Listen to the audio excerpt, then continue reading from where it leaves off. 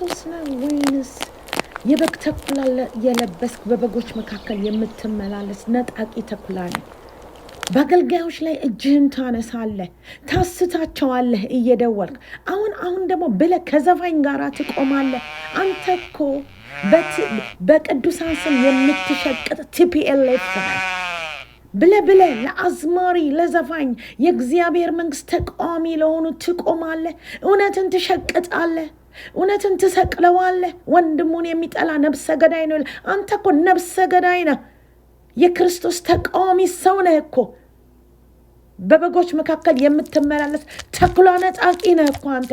የእግዚአብሔር ሰው እንዳንተ አይነቱ እኮ ለሀገሩ ምንም ያደረገ ነገር የለም ከማውራት በስተቀር።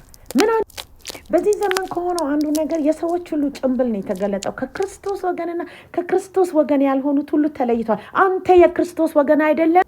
ዝም በል።